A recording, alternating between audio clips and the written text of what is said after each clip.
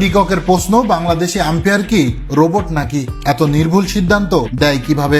দক্ষিণ আফ্রিকার বিপক্ষে ব্যাট করতে নেমে ইনিংসের তৃতীয় বলে নিজেদের প্রথম উইকেট হারায় নেদারল্যান্ডস। এরপরেই ঘটে যায় একটি অবিশ্বাস্য ঘটনা। ইনিংসের তৃতীয় ওভারের তৃতীয় বলে আরো একটি উইকেট পায় দক্ষিণ আফ্রিকা। মার্ক জনসনের করা বলটিতে বিক্রম সিং ব্যাট চালালে বল ব্যাটে লেগে চলে যায় উইকেট কিপার ডিককের হাতে, আর ক্যাচটি ধরে দারুণ সেলিব্রেশন করেন ডিকক। দক্ষিণ আফ্রিকা সেলিব্রেশন করছে কারণ তারা একটি উইকেট পেয়েছে, আম্পায়ার আউট দিয়েছেন। তবে হঠাৎই কি এমন হয়েছে যে বলার জনসন বাংলাদেশি আম্পায়ার সৈকতের দিকে রাগান্বিতভাবে দেখছেন। প্রথমে সেটা বুঝতে পারেনি কেউ, তবে এরপর দেখা যায় বাংলাদেশি আম্পায়ার সৈফুদ্দুল্লাহ এমনি সৈকত দিলেন নো বল, সেই সাথে দিলেন ফ্রি হিট। পরে টিভি রিপ্লেতে দেখা যায় মার্কো জনসন বিশাল একটি নো বল করেছেন। খুশি খুশি মনে তাই আবারও ব্যাটিং এ ফিরে এলেন বিক্রম সিং। আবারও বল করতে হবে দক্ষিণ আফ্রিকার, কারণ তারা যেখানে একটি উইকেট পেয়েছিলেন সেটা নো বলের মাধ্যমে ফ্রি হিট হলো, সাথে 1 রান। তাই তো ডিককের প্রশ্ন, বাংলাদেশি আম্পায়ার কি রোবট নাকি? এত নির্ভুল সিদ্ধান্ত দেয় কিভাবে?